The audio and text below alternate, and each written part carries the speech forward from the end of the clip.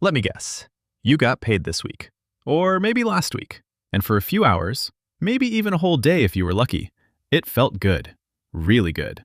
You checked your balance and there was actual money in there, like a real number. And then something happens. It always happens. Your brain, completely on autopilot, started doing the math. Rent, phone bill, that thing you ordered online and forgot about, the friend's wedding you said yes to 3 months ago when it felt far away. And somewhere between the second mental calculation and the third, that good feeling just dissolved. Not dramatically, just quietly, like fog burning off in the morning. And you were left standing there, holding your phone, thinking, I work this hard, and this is where I end up every single month? Yeah, I know that feeling. I've lived that feeling. My name is Mike, and I spend an embarrassing amount of time thinking about money. Not in a Wall Street ticker tape kind of way, but in a, why does this system feel rigged? Why do smart, hardworking people still feel broke kind of way? The psychology of it, the mechanics of it, the gap between what we're told about money growing up and what actually turns out to be true. That gap is what I find fascinating, and honestly, a little bit infuriating. Because here's the thing nobody really sits you down and tells you. Your salary, no matter how big it gets, is not designed to make you wealthy. It's designed to make you comfortable enough to keep showing up. And those are two very, very different things. What I want to do today is pull that apart. Not to depress you, not to sell you some course, but because I genuinely believe that the moment you understand how this actually works, the moment the real picture clicks into focus, something shifts. You stop feeling like a passive passenger in your own financial life, and you start seeing the levers. And once you see the levers, you can actually start pulling them. So stick with me. This is going to be worth your time. There's a version of financial success that's visible. The car in the driveway, the apartment in the right neighborhood, the vacations on Instagram, the dinners at places with no prices on the menu. We've all seen it. Most of us have, at some point, quietly wanted it. And then there's actual wealth, which is almost always invisible. Real wealth doesn't post. Real wealth is the number sitting in a brokerage account that nobody at the dinner table knows about. It's the rental property that throws off income while the owner sleeps. It's the index fund that's been quietly compounding for 15 years, doubling again, not because someone was brilliant, but because someone was patient and consistent and didn't touch it. The dangerous thing, and I mean genuinely dangerous, in a this will cost you decades kind of way, is that our culture constantly conflates the two. We celebrate visible success. We reward the appearance of wealth. And so people pour their salaries into the performance of being wealthy rather than into the actual accumulation of it. New car every 3 years. Upgrading apartments not because they need more space, but because the new building has a better lobby. Buying a watch that costs 3 months of savings because, well, you earned it. And look, I'm not here to shame anyone for enjoying their money. Life is short. Buy the thing sometimes. But there's a difference between enjoying money consciously and bleeding it unconsciously into the image of a life you're trying to project. One is a choice. The other is a trap.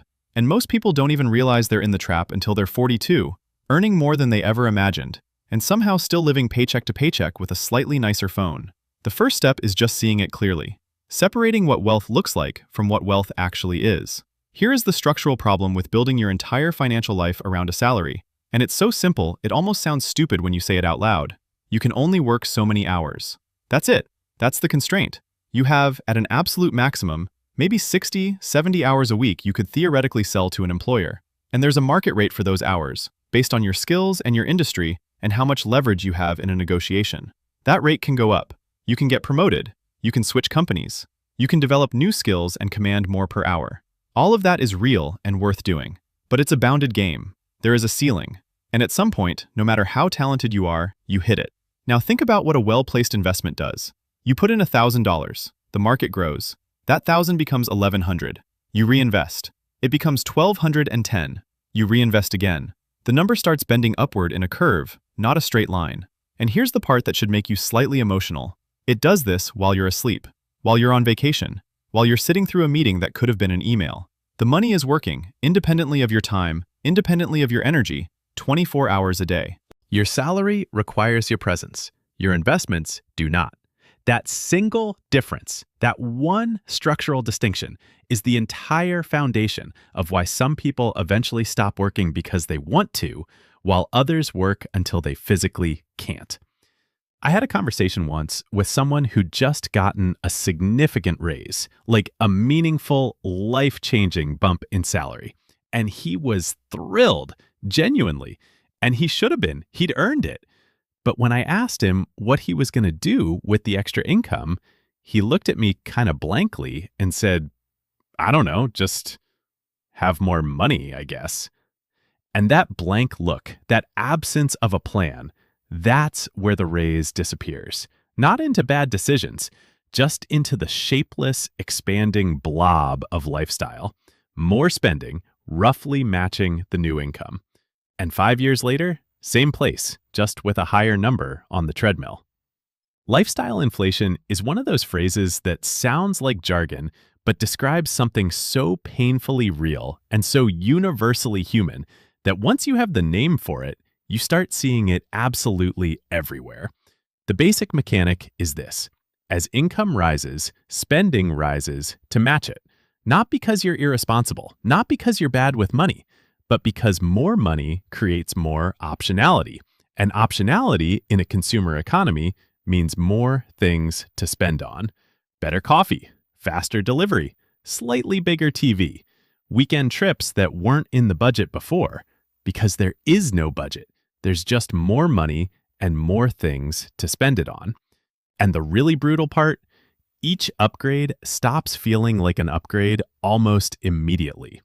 There's a psychological mechanism called hedonic adaptation, and it basically means that human beings are spectacularly good at normalizing comfort. The fancy apartment that felt like a dream when you moved in becomes just where you live within about 6 weeks. The new car smell fades. The upgraded phone is just your phone. And now the baseline has shifted upward, and anything less than the new normal feels like a downgrade. So you protect the lifestyle. You work to maintain it.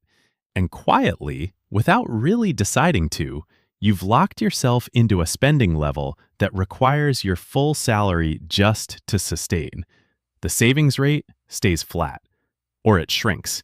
The raise you worked 2 years for got fully absorbed by the apartment and the car and the subscriptions and the upgraded everything, and you are financially exactly where you were, just with more stuff around you. Here's the reframe that actually helps. Treat a raise like a windfall, not like a new normal. Before the lifestyle adjusts, before your brain recalibrates what comfortable feels like, take half of it, automate it into savings or investments, and let the other half improve your life. You still get the upgrade. Your future self also gets something. That split, done consistently over a career, is genuinely life-altering math. I want to talk about compounding for a minute, because I know you've heard about it before, but I don't think most people have really felt the weight of it, like really sat with what it means for their actual life.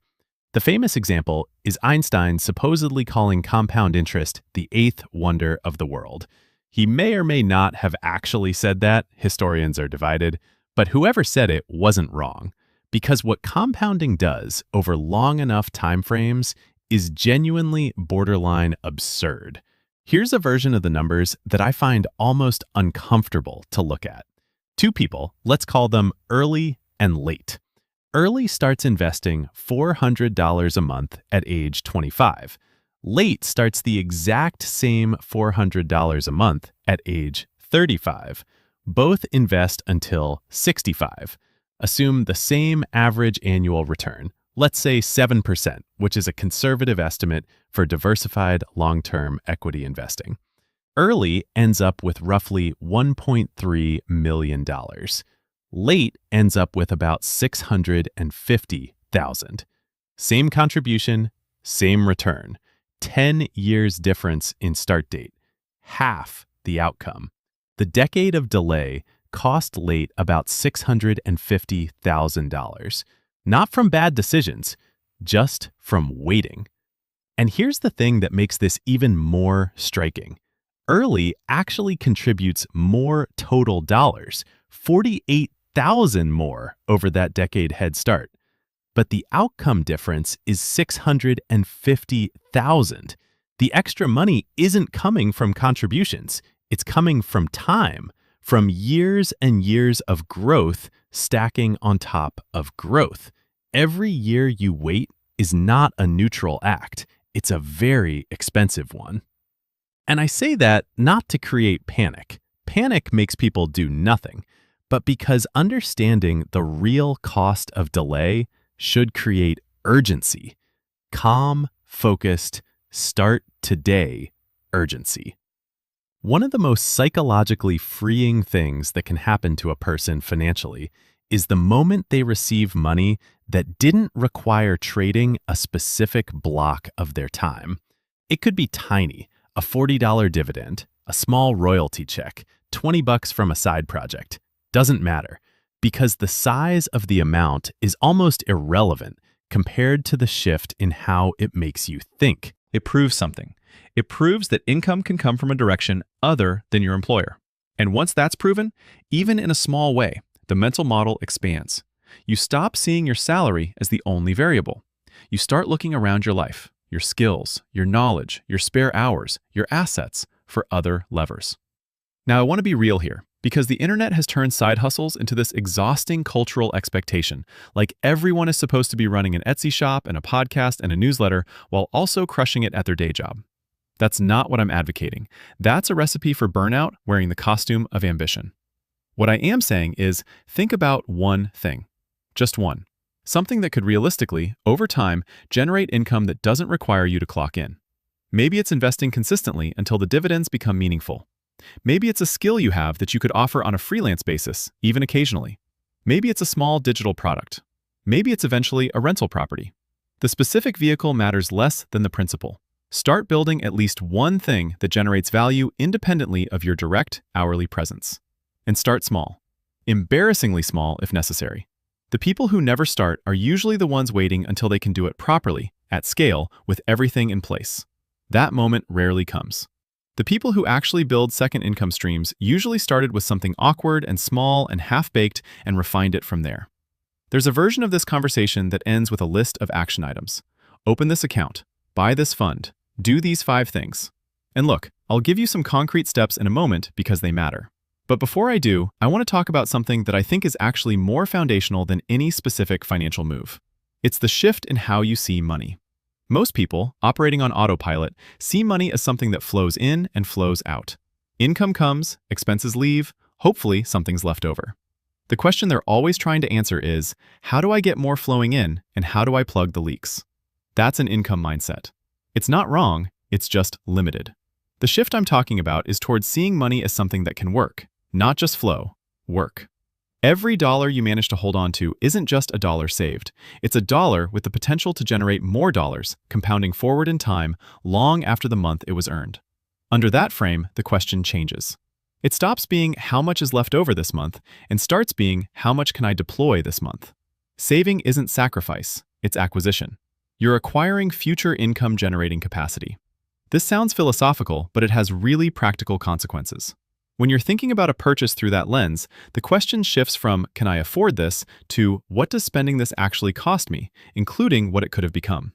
A habit of spending $300 a month on things you don't really care about isn't just $300. Over 20 years, at 7% growth, it's closer to $150,000. That's a real number. It represents real choices, real options you'd have or not have. And again, I'm not saying live like a monk and optimize every dollar into an investment account while joylessly eating rice. Life requires spending. Experiences matter. Enjoying the present matters. The goal isn't deprivation. The goal is consciousness. Spending intentionally on what genuinely matters to you and redirecting the rest. All right, concrete now. Because good ideas that don't touch the ground are just entertainment. Step 1, find out where your money actually goes. Not where you think it goes, where it actually goes. Track every purchase for 30 days. Use an app, a spreadsheet, a note on your phone, doesn't matter. The point is to generate real data. Most people, when they do this for the first time, find at least 2 or 3 categories that genuinely shock them. Subscriptions they forgot existed. Food spending that's double what they estimated. The small purchases that felt invisible but accumulated into something significant. You cannot fix what you cannot see. Step 2, establish a savings rate target. Not a comfortable one, an intentional one. The research on wealth accumulation pretty consistently points toward 15 to 20% of gross income as a meaningful threshold. If you're nowhere near that, don't let that number paralyze you. Going from 2% to 5% is significant. Going from 5 to 10 is transformational. Direction matters more than perfection. Step 3, Automate the savings before you have a chance to spend it. This is genuinely one of the highest leverage behavioral changes you can make. The moment money hits your account, it becomes available for spending. Your brain registers it as spendable. If instead you have an automatic transfer setup that moves a portion into savings or investments on payday, the money never feels available. It's just gone, and you adapt to living on the rest. This single habit, maintained over years, accounts for an enormous portion of the wealth gap between people with similar incomes. Step 4. Get the free money first. If your employer offers any kind of retirement matching, contribute at least enough to capture the full match before you do anything else. That is an immediate 100% return on your money. There is no investment on earth with a guaranteed immediate 100% return. Not taking it is, and I say this with warmth, one of the few genuinely irrational financial decisions a person can make. Step 5. Invest consistently in diversified, low-cost index funds for a long time without trying to be clever about it. This is boring advice. It is also, backed by decades of data, the approach that outperforms the vast majority of active strategies over the long run. Boring is a feature, not a bug. Let me bring this home. Your salary is not the enemy. It is probably your most important current asset. It funds your life, and it can fund your future if you're intentional about it. But a salary alone, earned and spent, cycle after cycle, will not build you wealth. It will build you a lifestyle. And a lifestyle, as comfortable as it can be, is not the same as freedom. The gap between people who achieve real financial independence and people who work forever isn't usually income. It's understanding. It's knowing that wealth is built through ownership, not just earning. Through assets that work independently of your hours. Through the discipline of letting money compound over time instead of absorbing every raise into a higher standard of living. Through building, slowly and consistently, income streams that don't require you to show up. None of this requires you to be extraordinary. It requires you to be intentional and patient and willing to play a longer game than most people around you are playing.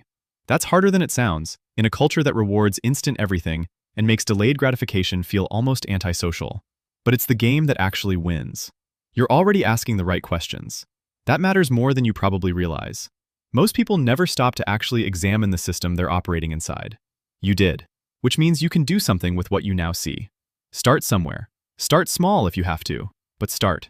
Because the best time to plant this particular tree was 10 years ago. And the second best time is right now, today, before this video is even finished. Go do something with this. Your future self is counting on you.